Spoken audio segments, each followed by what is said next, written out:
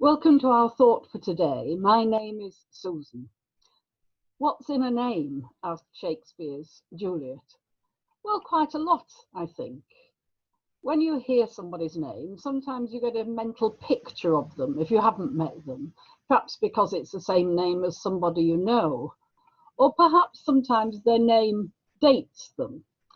This thought for today was sparked by an article I read in the paper the other day about the most popular and the least popular names given to babies that were born last year and registered by the Registrar General.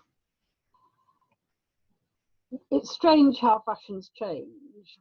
In the 1940s and 50s, there were thousands of babies that were christened Susan, like I was. I'm sure you know some.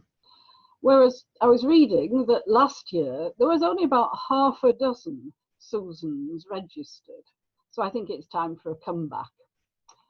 Your name, I don't know whether you like your name or would change it, or how you got your name.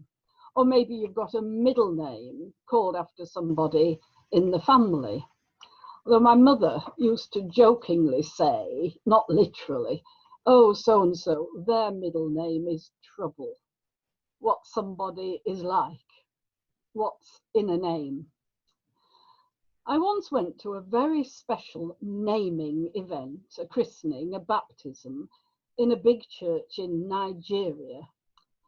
It was a very joyful event, celebrating the safe arrival of this baby boy in a region where childbirth, both for mothers and babies, is still so much more risky than it is even in the worst areas of our own country.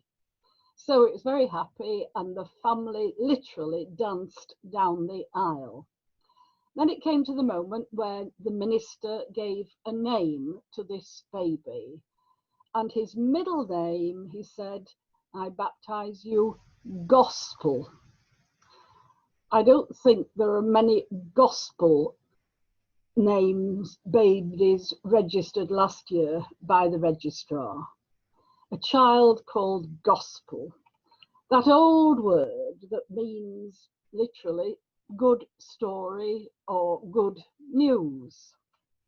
Now, of course, the arrival of this baby boy was good news, but Gospel was saying something more than that.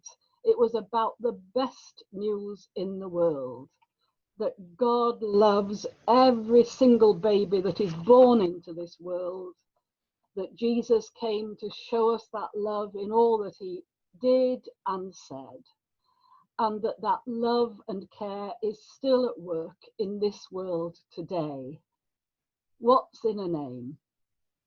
I'd love to think that when I pick up the phone and say, it's Susan here, and perhaps particularly at this time when it's so important to try to keep in touch with people and give them a ring to see how they are, they might somehow feel, oh, Susan, her middle name is Good News. I'm glad to hear from her. Her name is Gospel. And then feel God's love in their heart. Well, that's my hope, my thought for today and every day.